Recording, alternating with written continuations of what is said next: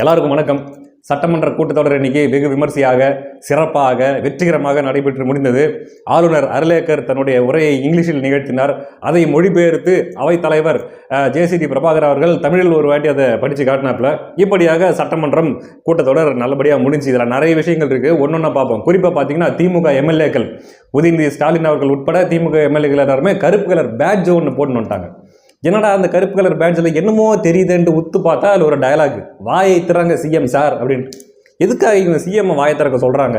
CM வாயை திறந்தா இவங்களுக்கு என்ன, திறக்கலன்னா என்னன்ற மாதிரி பார்த்தா என்னன்னா, அதாவது தாவேகாவுடைய ஆட்சியில் சட்டம் ஒழுங்கு சந்தி சிரிக்கிறது, பெண்களுக்கு எதிரான பாலியல் குற்றங்கள் ஏராளமாக பெருகி இருக்கிறது, 3 வயது குழந்தையை சீரழித்து கொண்டிருக்கிறாங்க. இப்படி தாவேகா ஆட்சியில் சட்டம் ஒழுங்கு சுத்தமாக சரியில்லை. இவ்வளவும் நடந்து கொண்டிருக்கும் போது சிஎம் சார் அதை பற்றி வாயவே திறக்க மாட்டேங்கிறார் அப்படின்றது அவர்களுடைய குற்றச்சாட்டு. யாரு குற்றச்சாட்டு வைக்கிறது அப்படின்றது ஒரு விவசாயம் போச்சு. என்ன அப்படின்னா, இதுக்கு முன்னாடி திமுக ஆட்சியில் என்னென்ன நடந்துச்சுங்கிறது எல்லாருக்கும் தெரியும். அதை இன்னொரு வாட்டி சொல்ல விரும்பல, உங்க எல்லாத்துக்கும் தெரியும் எல்லா செய்தியும். அப்போ என்ன, அப்போ இருந்த சிஎம் சார் அவர்கள் எல்லாத்துக்கும் வாயை திறந்துட்டு தான் இருந்தாரா அப்படின்னா அதான் இல்லை. எதுக்கெல்லாம் அவர் வாயை திறந்தாரு அப்படிங்கிறது நமக்கு நல்லாவே தெரியும். அங்கே தூய்மை பணியாளர்கள் போராடிட்டு இருக்கும்போது கூலி படத்திற்காக வாயை திறந்தார். அதேமாரி என்னுடைய மகன் உதயநிதியோட ஸ்டாலின் படம் வந்திருக்குது, படம் எப்படி இருக்குது, நல்லா இருக்குது அப்படின்ட்டு அதற்காக வாயை திறந்தார். பல இந்த மாதிரியான விஷயங்களுக்காக வாய் திறந்தார்னு வச்சுங்களேன். அப்படி இருக்கும்போது திமுக சட்டம் ஒழுங்கு பிரச்சனை பற்றி பேசுறதும், அதே மாதிரி பெண்களுக்கு எதிராக நடக்கக்கூடிய இந்த குற்றங்களுக்காக கொந்தளிப்பதும் பார்த்தா மக்களுக்கே சிரிப்பு வரும். சரி, ஓகே, இதுக்காக தான் சொல்கிறது, கடைசி வரைக்கும் இவங்களை எதிர்கட்சியாகவே வச்சிருங்கப்பா. ஏன்னா ஆளுங்கட்சியாக இருந்தாங்கன்னு வச்சுங்களேன் மக்களை கண்டுக்கவே மாட்டாங்க. எதிர்கட்சியாக இருந்தாங்கன்னா அப்படி பொத்துக்கிட்டு வந்துடும் மக்கள் மேலே அக்கறை. சரி, ஓகே, இது ஒரு பக்கம் இருக்கட்டும். முக்கியமாக விஷயம் என்ன அப்படின்னா, ஆளுநரை என்ன சொல்லியிருக்காருன்னா, இந்த தடவை ஆளுநர் உரை எந்த ஒரு தங்கு தடையும் இன்றி சிறப்பாக நடந்து முடிஞ்சது. கிட்டத்தட்ட 3 வருஷத்துக்கு பின்னாடி என்னுடைய உரையை முழுமையாக நான் பேசி முடிச்சிட்டேன், எனக்கு அது திருப்தியாக இருந்தது அப்படின்ட்டு ஆளுநர் அர்லேக்கர் அவர்கள் ரொம்ப நெகிழ்ந்து பேசியிருக்காப்புல. ஒன்றும் இல்லை, இதுக்கு முன்னாடி என்ன நடந்துச்சு திமுகவுடைய ஆட்சியில் அப்படின்னா, திமுக தன்னுடைய ஆட்சியின் அருமை பெருமைகளை சாதனைகளை எல்லாம் ஆளுநருக்கு எழுதி கொடுத்துருவாங்க. இருந்தாங்க, இதை கொஞ்சம் படித்து அண்ணனை கொஞ்சம் பில்டப் பண்ணி விடுங்க அப்படின்ட்டு கொடுத்துருவாங்க. அப்போ இருந்த ஆளுநர் அவர்கள் RN ரவி அவர்கள் அதெல்லாம் முடியாது, என்ன தப்பாக எழுதிருக்கிற, இதான் நடந்துச்சு உண்மையிலேயே. அங்கே இங்கே பார்த்தா நிஜத்தில் நடக்கிறது வேற மாதிரி இருக்குது, நீங்கள் எழுதி கொடுத்தது வேற மாதிரி இருக்குது, இதெல்லாம் படிக்க முடியாது, யூ ஆர் ரிஜெக்டட் அப்படின்ட்டு ஒன்று அந்த ஆளுநர் உரையை ரிஜெக்ட் பண்ணுவார். அப்படி இல்லைன்னா அவர் கொஞ்சம் ஆல்டர் பண்ணிப்பார், அவருக்கு ஏற்ற மாதிரியோ அல்லது திமுக அரசுக்கு கொஞ்சம் எதிராக இருக்கிற மாதிரியோ கொஞ்சம் ஆல்டர் பண்ணி அதை படிப்பார். அதனால என்ன பண்ணுவோம், ஆளுநருக்கும் திமுகவுக்கும் சண்டை வந்துடும். ஒன்று ஆளுநர் முதல்ல ஸ்டார்டிங்லேயே எந்திரிச்சு குடுக்குன்னு ஓடிடுவார், அப்படி இல்லைன்னா பாதியில் வெளிநடப்பு செஞ்சிடுவார். இப்படியாக இந்த ஆளுநருக்கும் திமுகவுக்கும் ஒரு 7ஆம் பொருத்தமாகவே போய்கிட்டு இருந்துச்சு. பட் இப்போ வந்திருக்கிற ஆளுநர் ஒன்றும் பிரச்சனை இல்லை, என்ன தாவேக என்ன எழுதி கொடுத்துச்சோ அதே அப்படியே படிச்சிருக்கிறாரு. ராஜாதி ராஜ, ராஜ மார்த்தாண்ட, ராஜ குலத்துக்கு திலக, ராஜ குலோத்துங்க அப்படின்ற மாதிரிலாம் தாவேக என்ன எழுதி கொடுத்துச்சோ அப்படியே படிச்சிருக்கிறாரு. வரலாற்று சிறப்புமிக்க வெற்றி, இமாலய வெற்றி, ஆஹா ஓஹோ. விஜய் அவர்களை புகழ்ந்தது. இதில் என்ன பெரிய கஷ்டமா? ஆளுநர் 5 வருஷத்துக்கு இதே மாதிரி இருந்துட்டா தாவேக்கா என்னென்னலாம் எழுதி கொடுக்குதோ அந்த சட்டமன்றத்தில் உட்காந்து ஒரு எழுத்து விடாமல் ஒரு வரி விடாமல் அவர் புன்னகையோடு படித்து முடிச்சுட்டு போயிட்டாருன்னு வச்சுங்களேன், பிரச்சனை இல்லை, ஒரு பிரச்சனையும் வரப்போகிறதில்ல. ஸோ அப்படியாக ஆளுநர் அவர்கள் அந்த உரையை படித்து முடிச்சிருக்கிறாரு. இதில் ஆச்சரியப்படுறதுக்கோ வியப்படைகிறதுக்கோ ஒன்றும் இல்லை. ஓகே, ஸ்டார்டிங் எதுக்கு பாவம் கஷ்டப்படுத்திக்கிட்டு இப்போ தானே வந்திருக்கிறாங்க அப்படின்னு கூட நினச்சிருக்கலாம். போக போக பார்க்கலாம். எப்படி போன தடவை திமுகவுக்கும் ஆளுநருக்கும் எப்படி 7ஆம் பொருத்தமாக இருந்துச்சோ அதே மாதிரி தான் இப்போ தாவேகாவுக்கும் இப்போ இருக்கக்கூடிய ஆளுநருக்கும் 7ஆம் பொருத்தமாக வரப்போகுதா, அல்லது இப்போ இருக்கக்கூடிய ஆளுநர் இப்போ இருக்கிற மாதிரியே கடைசி வரைக்கும் அந்த இணக்கத்தைனா என்ன, தாவேகா என்ன எழுதி கொடுக்குதோ அதை அப்படியே படிக்கிறது, அதான் இணக்கம், அதை கடைபிடிக்க போகிறாரா அப்படிங்கிறத கடைசி வரைக்கும் நம்ம பொறுத்திருந்து பார்ப்போம். சரி, இன்னும் சில விஷயங்கள் என்ன அப்படின்னா, நிறைய விஷயங்கள் தாவேகா ஒரு துறையை பற்றியும் இதெல்லாம் நாங்கள் செய்ய போகிறோம் அப்படின்றது அந்த ஆளுநர் உரையில் இடம்பெற்றிருந்துச்சு. குறிப்பாக பார்த்தீங்கன்னா மாணவர்களுடைய வளர்ச்சிக்கு, தொழில் வளர்ச்சிக்கு, மீனவர்களுடைய பாதுகாப்புக்கு, அந்த மாதிரி கல்வி சம்பந்தப்பட்ட விஷயங்கள் எல்லாத்துக்குமே ஒவ்வொரு விஷயமா தாவேகா என்னென்ன மாதிரியான செயல் திட்டங்கள் வச்சுருக்கோம், என்னென்ன மாதிரி அவருடைய முன்னேற்றத்திற்கு பண்ண போகிறோம் அப்படிங்கிறத அதில் எழுதி கொடுத்துருந்தாங்க. அதை அப்படியே படிச்சிட்டாங்கன்னு வச்சுங்களேன்.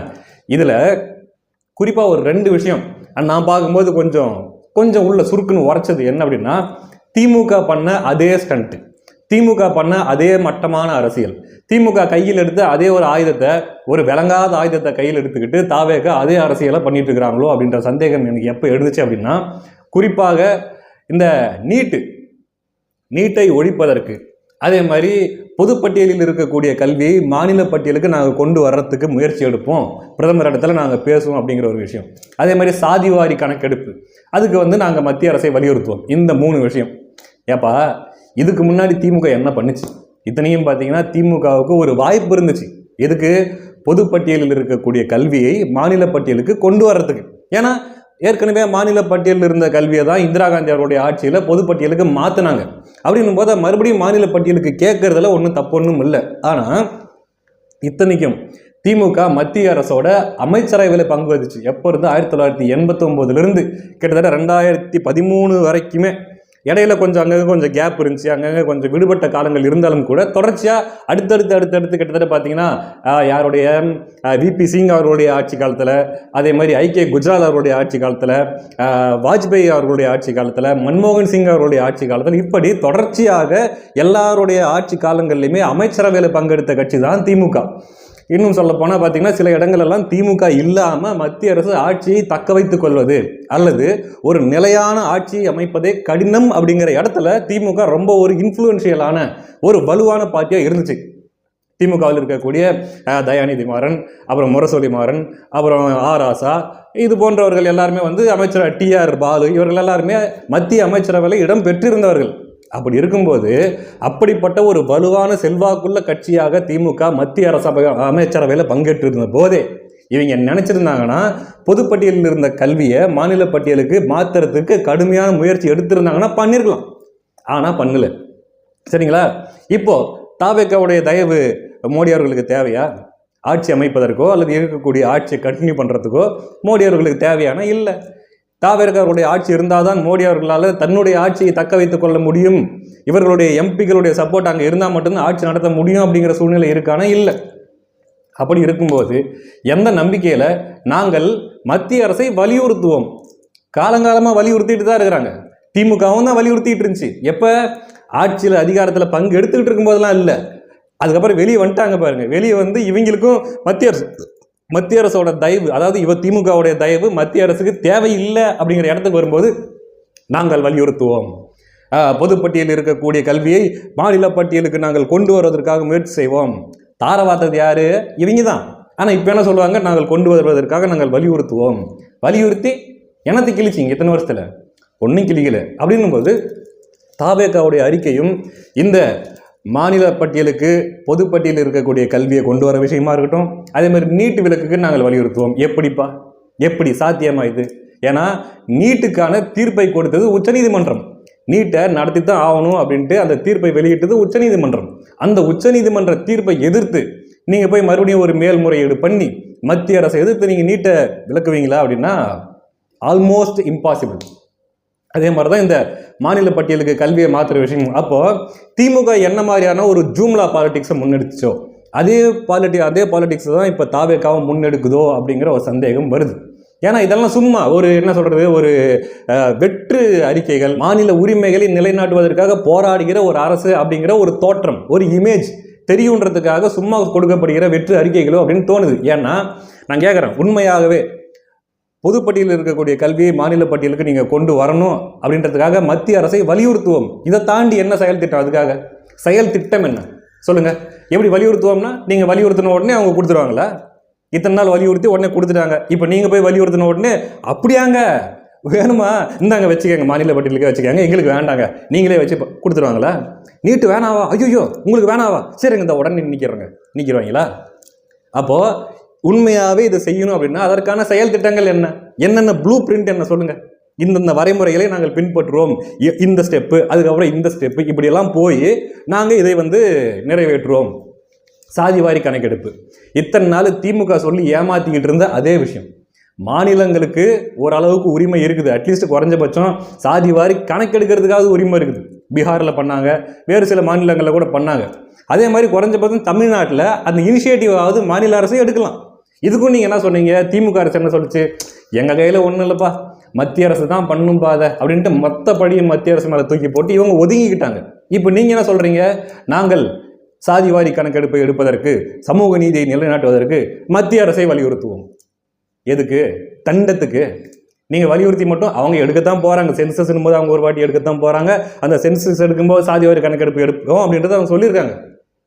நீங்கள் இந்த மாநிலத்துக்காக நீங்கள் எடுக்கிற இனிஷியேட்டிவ் என்ன? நீங்கள் எடுக்கிற முன்னெடுப்பு என்ன? எல்லாத்தையும் நாங்கள் மத்திய அரசு தான் வலியுறுத்தணும். இதைத்தான்ப்பா போன ஆட்சியில் திமுகவும் சொல்லிட்டு இருந்துச்சு, 5 வருஷமாக அதான் சொல்லிட்டு இருந்துச்சு. அப்போது உங்களால் நீங்கள் என்ன சொன்னீங்க? விஜய் அவர்கள் தேர்தலுக்கு முன்னாடி சாத்தியமுள்ள வாக்குறுதிகளை மட்டும்தான் நாங்கள் கொடுப்போம். சாத்தியம் இல்லைப்பா, இது இம்பாசிபிள் அப்படின்னு எங்களுக்கு தெரியுதா, சாத்தியமே படுத்த முடியாதுன்ற மாதிரி நினச்சோம். நாங்கள் சொல்லவே மாட்டோம். சொன்னால் செஞ்சு விடுவோம், செய்ய முடியாத சொல்ல மாட்டோம். இதுதானே விஜய் அவர்கள் சொன்னது. அப்போது பொதுப்பட்டியலில் இருக்கிறத கல்வியை மாநில பட்டியலுக்கு உண்மையிலேயே நீங்கள் செஞ்சு காட்டின்னு வச்சுங்களேன், நான் இந்த நேரத்தில் ஒரு சவாலாக இல்லை சொல்கிறேன், உண்மையாகவே நீங்கள் செஞ்சு காட்டி, இப்போ நாங்கள் பேசிட்டு இருக்கிறோம்ல, உங்களை எதிர்த்து உங்களை விமர்சனம் பண்ணிட்டு இருக்கிறாங்கல்ல, எங்களை தலகுனிய வைங்க. சரிங்களா? எங்களை கை கட்டி தப்புங்க, மன்னிச்சிருங்க, தெரியாமல் பேசிட்டுங்க, உங்களை நான் தப்பாக எடை போட்டேங்க, அண்டர் எஸ்டிமேட் பண்ணிட்டேங்க அப்படின்ட்டு எங்களை சொல்ல வைங்க. நாங்கள் சந்தோஷப்படுறோம். அதை விட்டுட்டு சும்மா அந்த வெற்று ஜாலங்கள்லாம் வேணாம். உண்மையாகவே நீங்கள் சொல்ல வைங்க. நாங்கள் இந்த மாதிரி உங்களை விமர்சனம் பண்ணுறாங்க இல்லையா, மனசார மன்னிப்பு கேட்டு, உண்மையிலே நீங்கள் பெரிய ஆள் தான்ப்பா, பெரிய சமாச்சாரம்ப்பா, நாங்கள் என்னமோ உங்களை சாதாரணமாக இடம் போட்டோம், வேற லெவல் நீங்களான்ட்டு நாங்களே பொழுந்துட்டு போகிறோம், அவ்வளோதானே.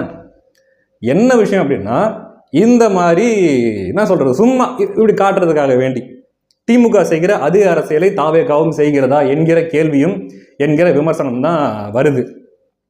பாப்பா அதே மாதிரி தான் மீனவர்கள் பாதுகாப்பு விஷயத்துலையும் சொல்லியிருக்காரு. காலங்காலமாக சொல்லிக்கிட்டே தான் இருக்கிறாங்க. ஆனாலும் மீனவர்களுக்கு எதிரான என்ன சொல்கிறது, அவர்களை கைது பண்ணுறது, அவர்களுடைய படகுகளை பறிமுதல் செய்கிறது, மீனவர்களை சித்திரவதை துன்புறுத்துறது, இந்த மாதிரியான விஷயங்கள் காலங்காலமாக நடந்துட்டு தான் இருக்குது. நீங்களும் இப்போ அதே அறிவிப்பை நீங்கள் சொல்லியிருக்கீங்க. பார்ப்போம் இதுவும் எந்த அளவுக்கு சாத்தியப்படுத்த போகிறீங்க, எந்த அளவுக்கு எஃபெக்டிவாக இதெல்லாம் கொண்டு போக போகிறீங்க அப்படிங்கிறத நம்ம பொறுத்திருந்து பார்ப்போம். உண்மையாகவே நீங்கள் சொன்னதெல்லாம் செஞ்சு காட்டிட்டீங்க அப்படின்னா டிவிக்கே நிரந்தர தமிழ்நாட்டின் ஆளுங்கட்சியாக இருக்கட்டும் அப்படின்றத நாங்களே பிரச்சாரம் பண்ணுறோம்ப்பா.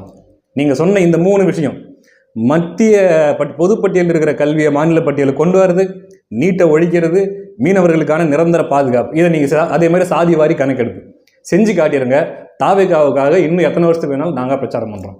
பார்ப்போம் தொடர்ச்சியான தாவேகாவுடைய நடவடிக்கைகள் எப்படி இருக்குது அப்படின்றத பொறுத்து நல்ல விஷயமா இருந்தால் பாராட்டுவோம், அல்லது ஒரு தேவையற்ற கெட்ட விஷயமா இருந்தால் நம்ம விமர்சனம் செய்வோம். நன்றி.